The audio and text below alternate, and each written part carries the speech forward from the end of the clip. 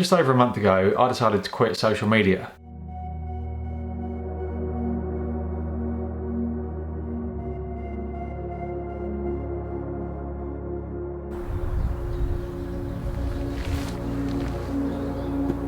There were two main reasons for that. Number one is that I found that I was checking it a hell of a lot throughout the day, to the point where it could basically be called an addiction.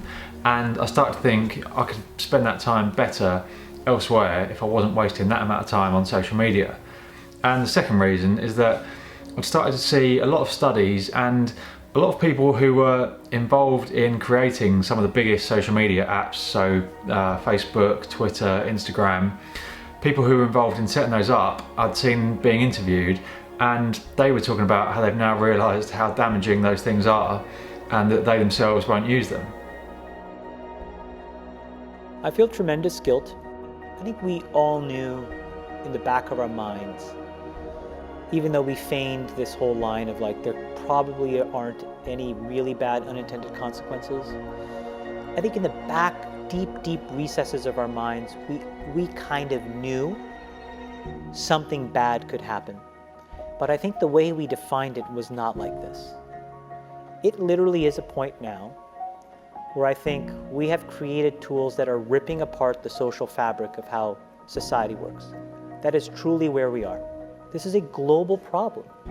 It is eroding the core foundations of how people behave by and between each other.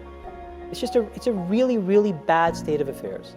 And we compound the problem, right? We curate our lives around this perceived sense of perfection because we get rewarded in these short-term signals, hearts, likes, thumbs up, and we conflate that with value and we conflate it with truth. And instead what it really is fake brittle popularity that's short-term and that leaves you even more, and admit it, vacant and empty before you did it. Because then it forces you into this vicious cycle where you're like, what's the next thing I need to do now? Because I need it back.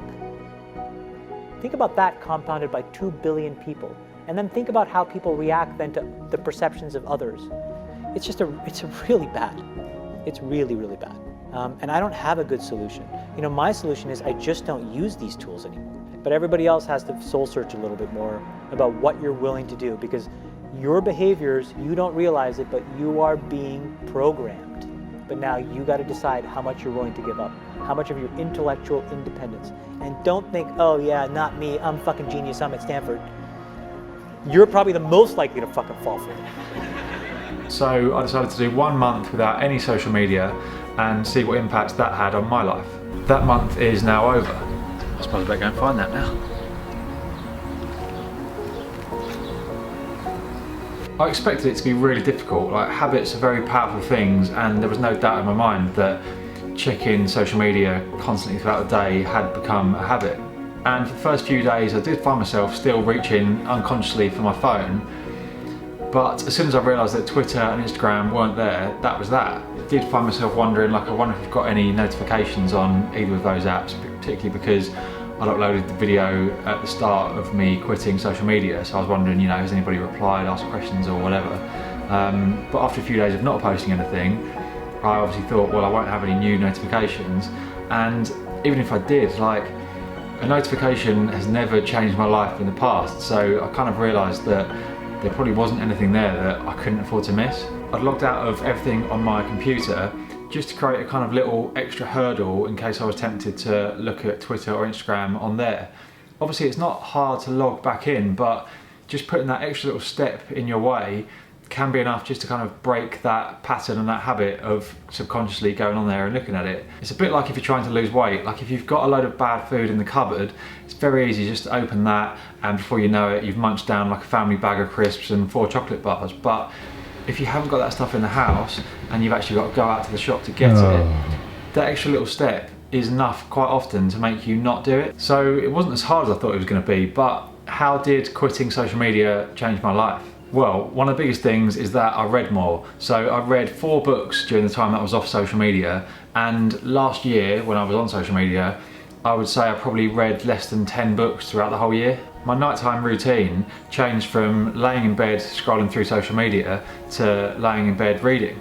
And I slept better as a result of that, and I felt better as a result of that. And that shouldn't be a surprise. There's loads of studies to show that social media increases anxiety and depression, and there are studies that show that reading increases happiness and mental well-being, so it doesn't take a genius. I also found that I made more of an effort to speak to people in real life, I guess because I wasn't getting my little hit of social interaction on social media. I found myself seeking it out in real life, so I made an effort to see friends that I hadn't seen for a long time. I started conversations with random people in the pub or out on dog walks and stuff like that. I mean, maybe you just need someone to talk to.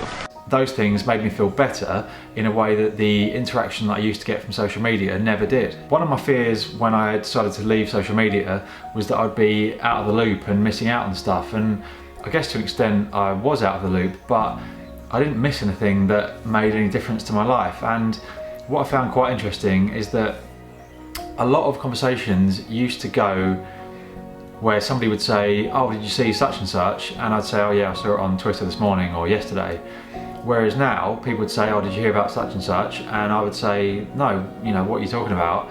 And they would kind of fill me in, and then we'd have a conversation about it. So rather than it just being, yeah, I saw it and that'd be the end, we were then having a bit of a human interaction. And my mind just felt so much clearer. Like, I feel better now, honestly, than I have done in as long as I can remember. And I would put that down largely to the fact that I wasn't constantly being filled with loads of random things, like 150 times a day or more, of all sorts of random stuff on Twitter and Instagram. And also I found that I wasn't kind of living my life with social media in the back of my mind. So if I saw something funny or beautiful while I was out there, I could enjoy it just for myself or with the person that I was with, rather than thinking, oh, I'll take a picture of that and put it on Instagram, or oh, that's funny, I'll tweet that. Another huge benefit was just the amount of time that I had in each day, not just to read books, but to be productive. So I mentioned in my video when I decided to leave social media that I'd found the time to write 7,000 tweets, but never to write the book that I've always wanted to write. Well, in the last month and a bit, I've written 0 tweets and I've made some actual progress on that book. Now, I'm not saying that's completely down to quitting social media, but it has definitely helped. And I also had more time to exercise. My days just feel like they've got more time available in them in a good way. Like, I haven't had that situation where suddenly it's 11 o'clock and you think, well, how's that happened? I've just been on my phone for the last 2 hours. So I did a month, actually ended up being a bit more than a month, and then I logged back in to kind of see what I missed, I guess, and the answer was nothing. So I logged back out and I'm now back off social media. And like, I may use it at some point, like I might use it to share videos that I make or anything that I feel that I want to use it for.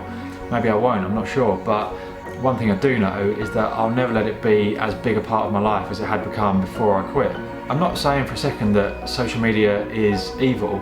Like, there are loads of really good benefits to it. You know, people have made friends on social media, they've launched businesses, it's inspired people to do things. Like, you can get 100,000 signatures now on a petition that's really important and get it kind of viewed in Parliament, and you can do that in a few hours on social media, whereas before that would have taken weeks, months, or even years, like going door to door and trying to get people to sign up for it. But there's no doubt in my mind that social media is addictive. A lot of the people who were involved in making it have said, you know, it's designed to be addictive. There are studies to show how addictive it can be, and in my mind that addictiveness isn't healthy.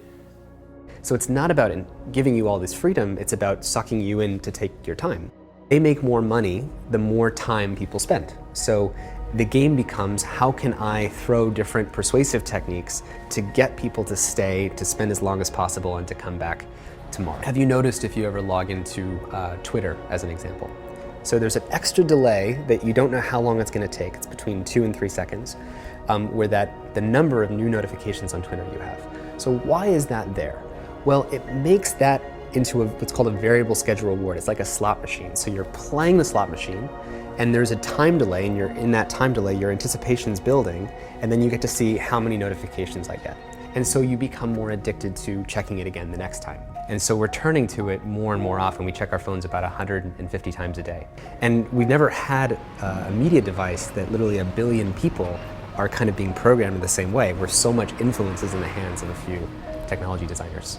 Never before in history have 50 mostly male 20 to 35-year-old designers living in California working at 3 tech companies influenced how 1 billion people spend their time. At the end of the day, there's a finite amount of time people have, And if you're not getting people's time, someone else, some other app, or some other part of someone's life is going to get it. So these services are in competition with where we would want to spend our time, whether that's our sleep or with our friends. There's this war going on to get as much attention as possible. It's not for me to say whether you should quit social media, that's completely up to you, but I would recommend to anybody doing a month without it, because even if you do decide to start using it again, you'll be in a much more powerful position where you're in control of it and you're aware of how much you're using it. Whereas this addiction has kind of just snuck up on us, because ultimately social media is quite a new phenomenon. We've never had it before, and it's just this addictive thing which has taken over. And like any addiction, it's quite hard to actually acknowledge that, realise it, and sort of take control back. So if you can do a month without using it, even if you decide, actually, I do like certain parts of social media, I'd like to start using that again, you'll be in control and using it on your own terms.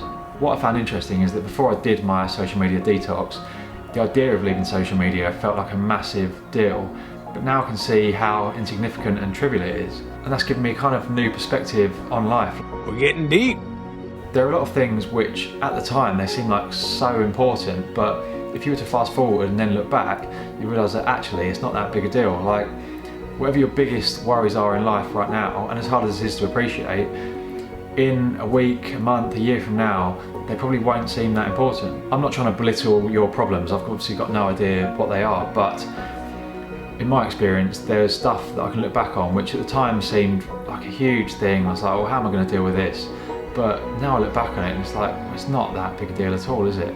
For me, quitting social media was one of them, and now after only a month and a bit, I can say that's such a small thing.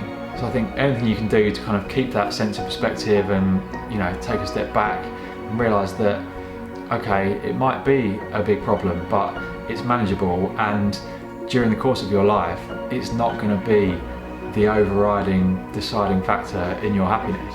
Let me know what you think about your relationship with social media in the comments down below. Do you think you could go a month without it? Is that something you're interested in trying or not? Thank you for watching, and I'll see you in the future. If you feed the beast, that beast will destroy you. If you push back on it, we have a chance to control it and rein it in. And it is a point in time where people need to hard break from some of these tools and the things that you rely on.